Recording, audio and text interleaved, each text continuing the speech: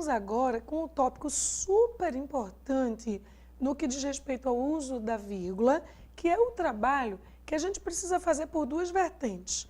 Olhar de que natureza são as expressões para visualizar se elas merecem ou não a separação por meio de vírgulas. Então, nós precisamos saber que orações de natureza, expressões de natureza explicativa e expressões de natureza retificativa são sempre expressões merecedoras do uso da vírgula e da vírgula obrigatória, tá?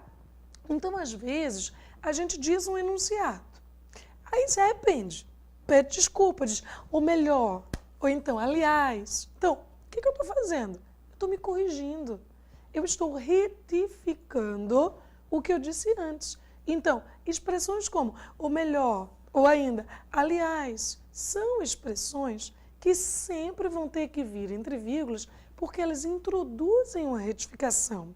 Ao mesmo tempo, eu preciso pensar na dupla vírgula como sendo obrigatória em expressões que servem para explicar, esclarecer. Às vezes eu faço uma determinada formulação e percebo que essas formulações elas carecem de esclarecimento. Então, eu introduzo esse esclarecimento usando uma expressão do tipo, ou seja, isto é, ou ainda.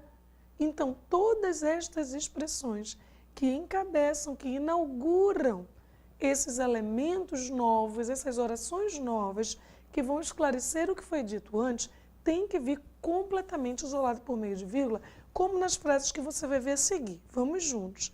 Eu te disse, os atletas chegaram ontem, aliás, anteontem. Então, o que é que eu estou fazendo aqui? Eu estou retificando. Então, eu gostaria, inclusive, que você tomasse cuidado com a expressão, com a palavra retificando. Eu disse re e não ra, porque se eu tivesse dito ratificar, eu estaria dizendo confirmar, insistir, ok? Então, ratificar significa confirmar, ao passo que retificar significa corrigir. Por isso que eu te disse que para separar palavras e expressões explicativas ou retificativas, tais como, por exemplo, ou melhor, isto é, aliás, além disso, então, o uso da vírgula vai ser um uso obrigatório. Por isso que eu vou te dizer aqui, ó, vírgula obrigatória.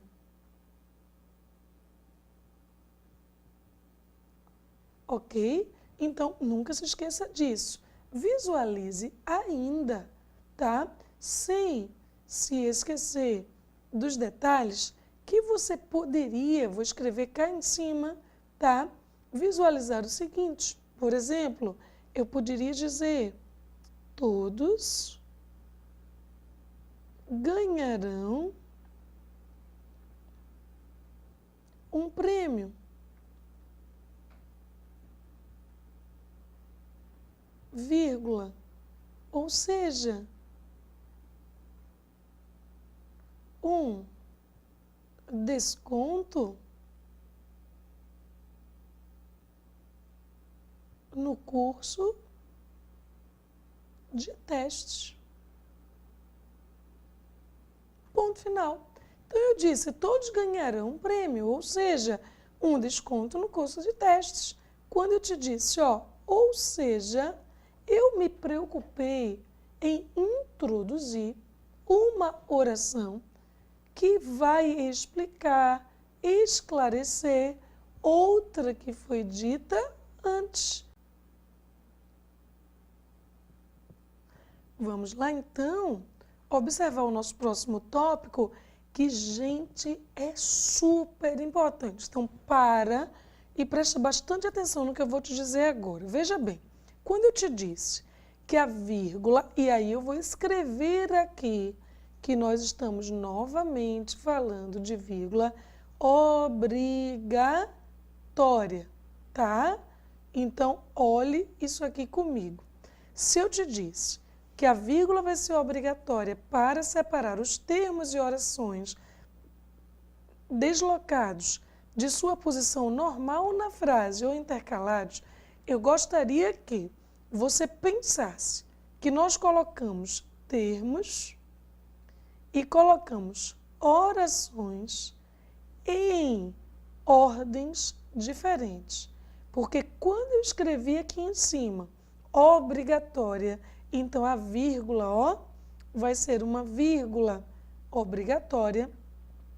Eu estou me referindo apenas às orações, que estão deslocadas ou intercaladas em relação ao seu posicionamento normal na frase.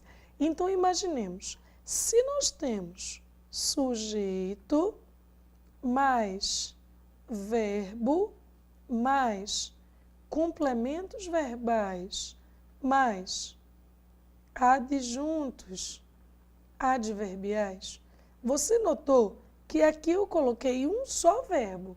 Então, eu aqui estou diante da minha ordem direta dos termos de uma oração.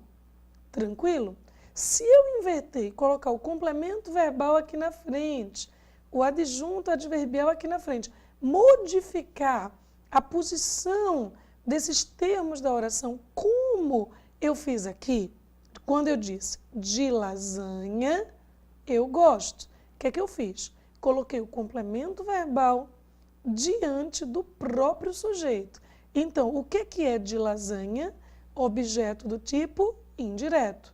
O que é eu? Eu é o sujeito da minha oração diante do verbo gostar. Tudo bem? Mesma coisa eu fiz com o meu objeto do tipo direto, que é os livros. Então, o que eu disse? Os livros, você trouxe objeto direto diante do você trouxe, que é o sujeito seguido do seu verbo, traz consigo essa minha vírgula, que também é rotulada como vírgula facultativa. Tudo bem? Quando eu disse pela manhã, os alunos foram à escola. O que é pela manhã? Um adjunto adverbial de tempo.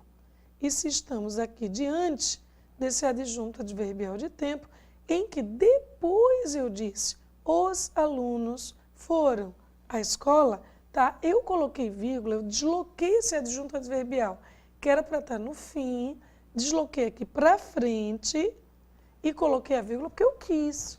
Então, eu gostaria de ser clara com vocês, dizendo o seguinte, esses exemplos aqui são exemplos de vírgula facultativa.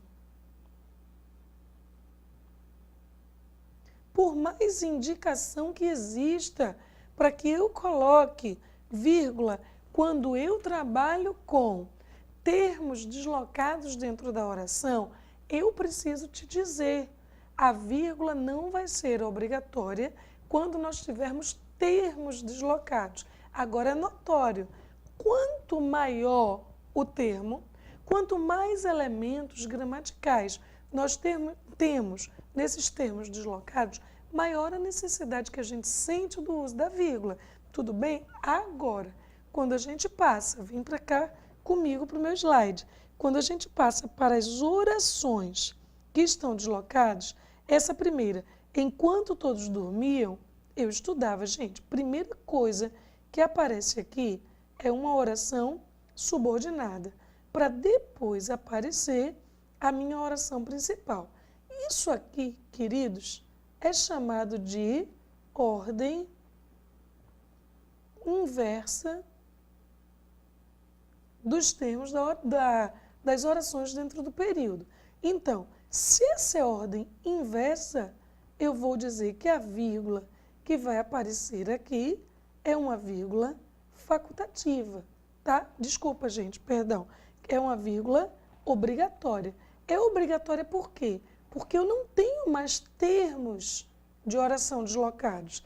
Eu tenho orações inteiras deslocadas em relação ao seu posicionamento original do período. Se eu tivesse primeiro a principal, para depois vir a oração subordinada, aí sim a vírgula seria uma vírgula facultativa. Mas como eu tenho subordinada primeiro, principal depois, a vírgula aqui, vamos organizar direitinho, vai ser uma vírgula obrigatória. Tudo bem?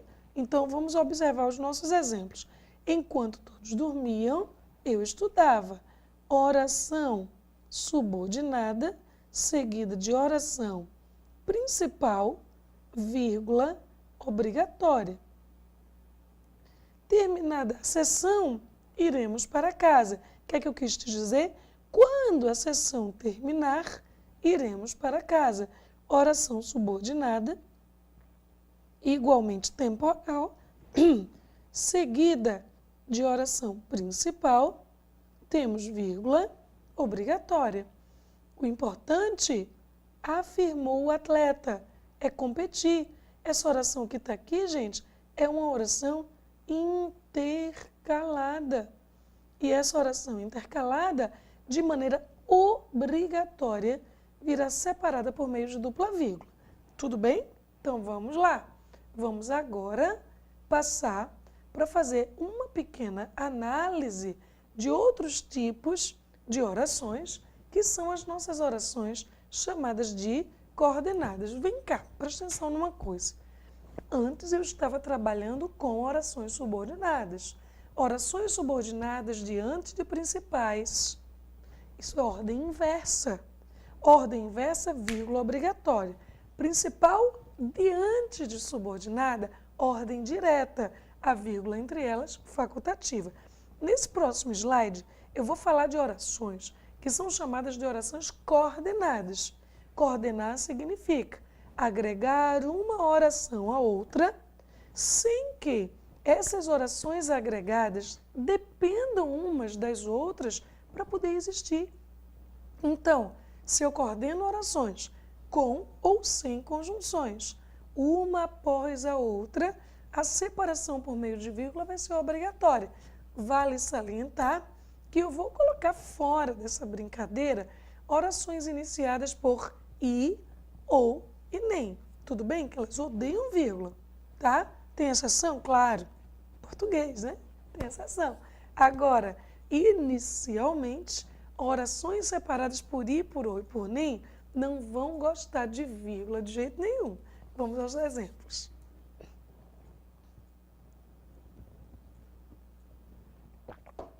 Eu disse, chegou, vírgula, entrou rápido, vírgula, depois saiu. Eu chamei a oração de assindética, porque eu estou dizendo que a oração não é ligada por conjunção, tá? Não é ligada por conjunção. Por isso que ela é assindética. Já que o nome síndex, queridos, é conjunção em grego. Então, o a é um prefixo de negação. Assíndex significa dizer não à presença da conjunção. Tudo bem? Depois eu te disse, falam muito, vírgula, mas nada fazem. Oração sindética, porque possui o quê? Síndex, porque possui conjunção. Então, amores, presta bastante atenção nisso aqui. Para separar orações coordenadas, a vírgula, ela vai ser obrigatória. Obrigatória, tudo bem? Agora, eu vou te dizer que a vírgula vai ser proibida com i ou e nem, a não ser quando essas conjunções que estão aqui apareçam repetidas ou apareçam separando, gente, orações que possuem sujeitos diferentes, tá? É o que a gente tem aqui. Primeiro, todos cantavam e pulavam e sorriam. Essa figura de linguagem que consiste na repetição da conjunção é chamada de polissíndeto. polissíndeto. O que é polissíndeto? Múltiplas conjunções aparecendo na minha oração. Depois eu te disse o seguinte: ele agiu de má fé e o policial o prendeu. Sujeito da primeira oração, ele. Sujeito da segunda oração, policial. Se os sujeitos são sujeitos diferentes, eu separei as duas orações por vírgula, mesmo diante dessa conjunção que não gosta de vírgula, mesmo diante da conjunção que odeia vírgula, tá? Então, necessário é que todos nós visualizemos aqui, tá? Observemos aqui que nós, na verdade, estamos diante de uma vírgula e que essa vírgula que está aqui, esta outra que está aqui, esta outra, são vírgulas facultativas. Então, grava bem. Vou repetir aqui para ti. E ou e nem são conjunções que não gostam de vírgula. Elas admitirão vir precedidas de vírgula se elas aparecerem repetidas ou separarem orações que possuam sujeitos diferentes. Então, grava teu passo a passo. Vê.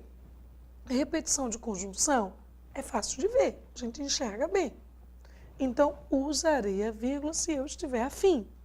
Todavia, você visualizar uma conjunção só, você precisa analisar. Os sujeitos são iguais? Nada de vírgula. Os sujeitos são diferentes? Eu tenho a opção de colocar a vírgula. Tudo tranquilo? Grava bem que as organizadoras que fazem prova de PM, de bombeiro, de guarda municipal, adoram focar nesse caso. Então, fique ligado, tudo bem? Vamos terminar. Então,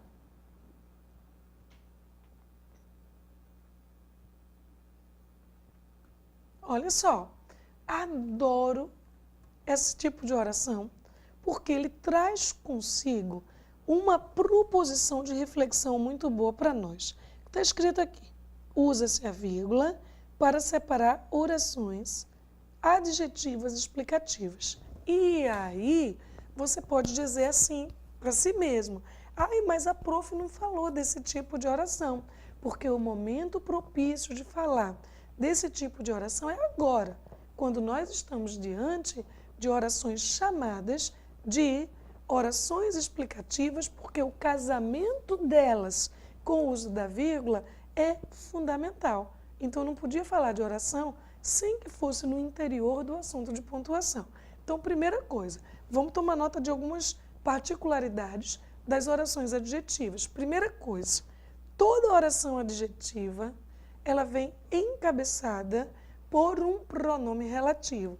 Orações adjetivas desenvolvidas são encabeçadas pelos pronomes que, quem, o qual, a qual, os quais, as quais, cujo, cuja, cujos e cujas, onde e quanto.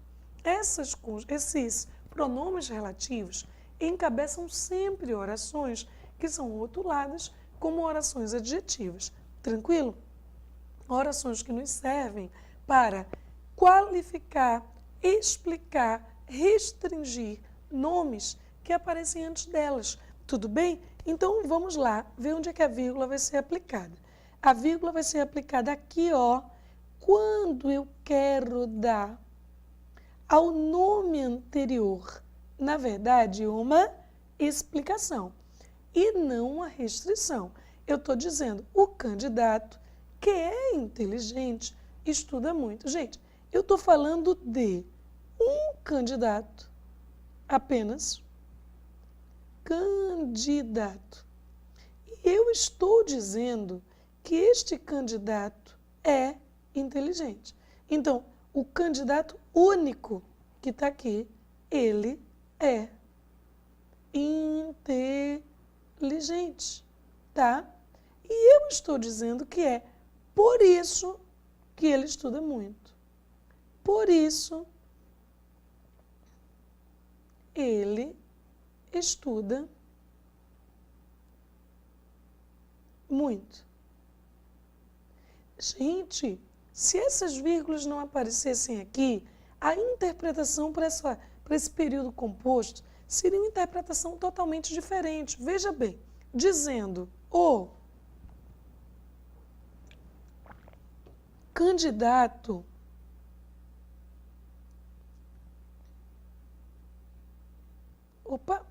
o candidato que é inteligente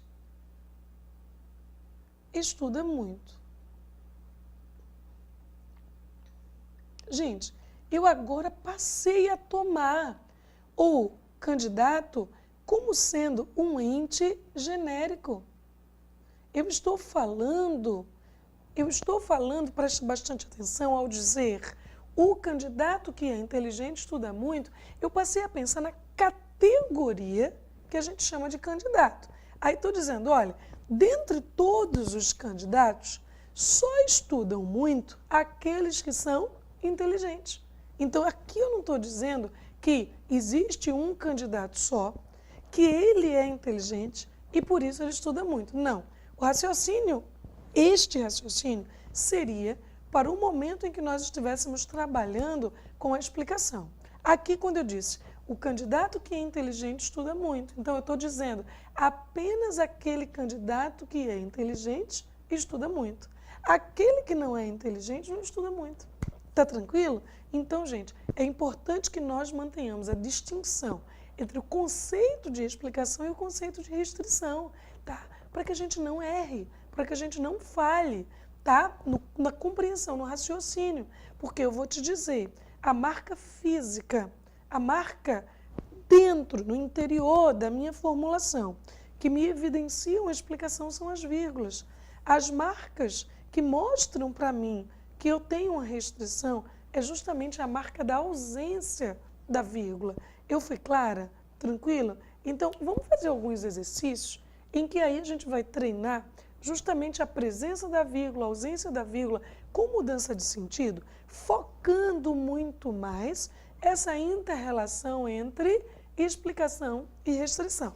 Tudo bem? Vem cá comigo.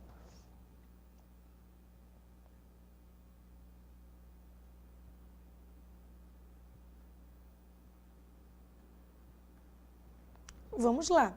Eu te disse, assinale o item em que há erro no tocante à pontuação. Eu disse na letra A, Dona Sara, a senhora é nossa benfeitora. Ao dizermos Dona Sara, quem é o sujeito da minha oração? É a Dona Sara? Não, não. O sujeito da oração é a senhora. Quem é nossa benfeitora?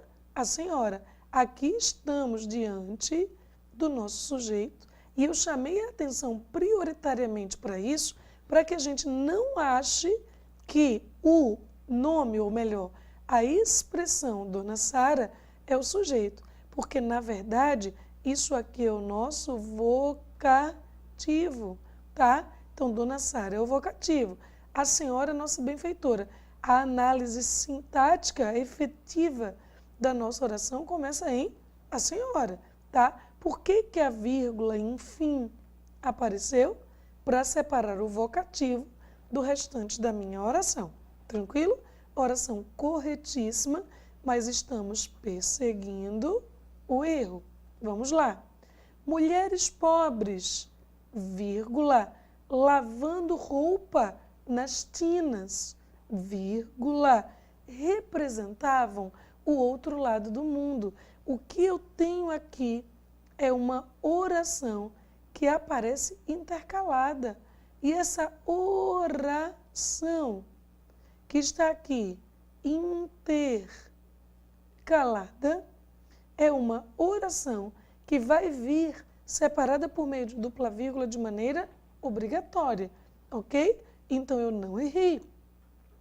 Oração corretíssima. E aí, eu te disse na letra C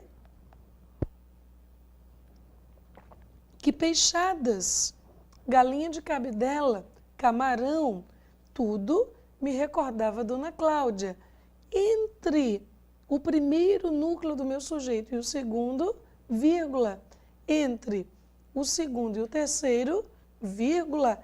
Entre o terceiro e o aposto resumitivo, outra vírgula. O que me importa aqui, gente, marca minha correção, acima de tudo, é entre o tudo e o restante da oração, o que é que eu não tenho aqui? Vírgula, tá perfeito. O que que me recordava a Dona Cláudia? Tudo. Tudo o quê? Peixada, galinha de cabidela e camarão. Oração completamente correta, pois eu separei peixadas, galinha de cabidela, camarão, que são termos que desempenham a mesma função sintática. Separei o último termo do seu aposto igualmente e obrigatoriamente também por meio de vírgula.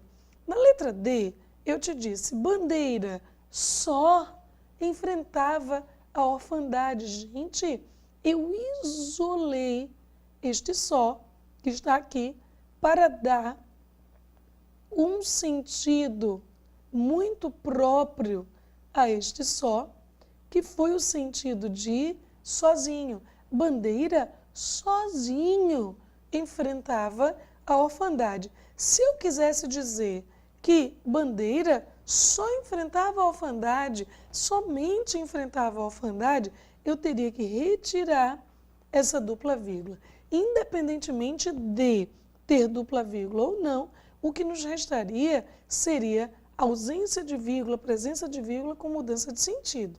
Então, isso aqui está perfeito, restando para nós um erro grosseiro na minha letra E, quando eu disse, Couto, meu melhor amigo, antecedeu-me na academia. Gente, quando eu disse, Couto, vírgula, meu melhor amigo, vírgula, antecedeu-me na academia. Quem é Couto, gente? Meu melhor amigo. Se Couto fosse o vocativo, eu teria que dizer Couto, vírgula, meu melhor amigo antecedeu-me na academia. Então, queridos, de duas uma, ou eu tenho dupla vírgula aqui, marcando o meu melhor amigo como sendo aposto, ou eu tenho uma única vírgula marcando Couto como sendo o meu vocativo. O que eu não posso deixar é meu melhor amigo aqui livremente ligado a Couto, sem visualizar a presença ou de duas vírgulas ou de apenas uma. Resposta da questão completamente equivocada, a minha alternativa de letra E. Tudo bem? Vamos concluir.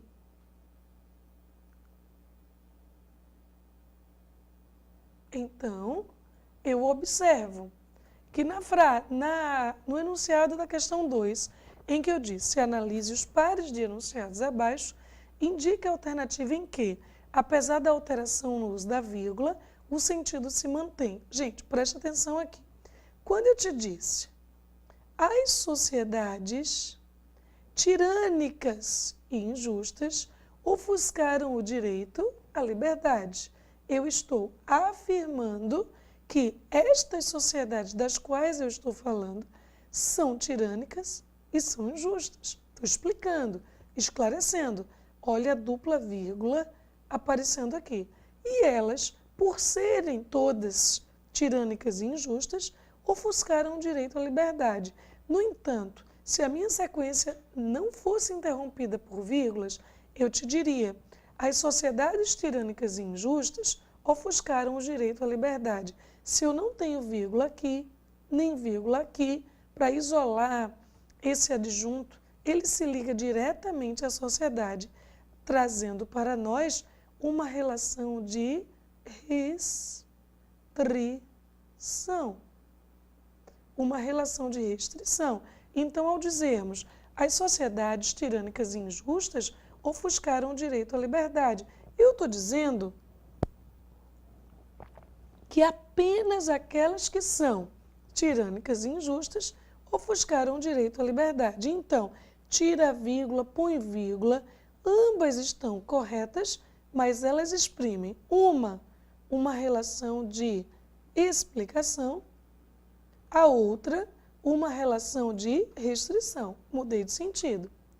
Se os homens avaliassem, se os homens avaliassem o sentido que têm os acontecimentos, seriam outros. Gente, os homens seriam outros se eles avaliassem o sentido que os acontecimentos têm, ok? Então, a vírgula aparecendo aqui, os acontecimentos é sujeito do verbo ter. E o sujeito do seriam é os homens, que está aqui na frente. No entanto, se eu dissesse, se os homens avaliassem o sentido que têm, os acontecimentos seriam outros. Queridos, quem passa a ser sujeito do verbo ter é os homens. Quem passa a ser sujeito do verbo ser é os acontecimentos. Então, eu tenho, sim, senhor, duas orações corretas, mas houve, sim, mudança de sentido. Depois eu disse, ninguém é livre se não pode fazer suas próprias escolhas. Ninguém é livre se não pode fazer suas próprias escolhas. Essa vírgula que está aqui está separando a oração principal da oração subordinada. Quem separa a oração principal de oração subordinada por meio de vírgula faz isso de maneira facultativa, sem que haja nenhum prejuízo para as relações de sentido. Então, letra C é a minha resposta, onde eu visualizo que o sentido se mantém. Na letra D, eu disse, brasileiros podem unir-se a favor da liberdade. Brasileiros é o meu vocativo. Eu estou conclamando os brasileiros a unir-se em favor da liberdade. E aqui eu estou declarando que brasileiros podem unir-se em favor da liberdade, sendo brasileiros o sujeito da minha oração. Orações corretas, mas houve sim mudança de sentido. Ok? Tranquilo? Então vamos lá concluir aqui a nossa observação com a nossa letra E. Os homens não aspiram à liberdade. Gente, o não veio diretamente ligado ao verbo aspirar. Então, os homens não aspiram à liberdade, o não é efetivamente o meu advérbio de negação. Certo? E aqui eu nego. Aqui eu disse, os homens não, dupla vírgula, aspiram à liberdade. Esse não que está aqui, ele enfatiza a afirmação. Então, eu tenho duas orações corretas, mas houve negação e afirmação. Logicamente, houve sim mudança de sentido. Então, minha resposta está na minha letra C. E vamos à última questão. Observar o seguinte. Vamos lá. Simplesinha, a nossa última, e ela nos diz: os períodos abaixo apresentam diferença de pontuação. Assinale a letra que corresponde ao período de pontuação correta. Aqui eu te disse, o sinal estava fechado, ponto e vírgula. Separei as duas orações por meio de ponto e vírgula. Os carros, porém, não paravam. Gente, cadê a vírgula daqui? Essa frase estaria completamente correta se depois do porém a gente mantivesse a vírgula, mas ela foi esquecida aqui. Por isso que essa oração está errada. Ocorreu o esquecimento da vírgula aqui na minha segunda oração da letra B e esquecemos de colocar o ponto e vírgula. Colocamos 2 pontos como se estivéssemos anunciando algo por aqui. Isso aqui está errado. O sinal estava fechado. Os carros, olha, perfeita a colocação do ponto e vírgula, mas aí eu disse os carros, tenho que dizer vírgula, porém não paravam. Errado de novo. O sinal estava fechado. Opa! O sinal, vírgula, estava fechado. Gente, é melhor morrer. do que separar sujeito de predicado por meio de vírgula. Vírgula que não cabe, é vírgula proibida, tá? Isso aqui nem se comenta, de novo, os 2 pontos. E para acabar de ferrar tudo, falta a vírgula daqui. Essa foi a pior de todas. E nos resta a letra E, que nos diz: o sinal estava fechado, ponto e vírgula. Os carros, vírgula, porém, vírgula, não paravam. Completamente correta. Então, diante de todas essas observações que nós fizemos em pontuação, de uma forma muito contundente trabalhando a vírgula, eu espero ter despertado em você a necessidade de enfatizar esse assunto, de focar esse assunto, de buscar exercícios até o nosso curso de testes. Tudo bem? Até logo, até o próximo bloco.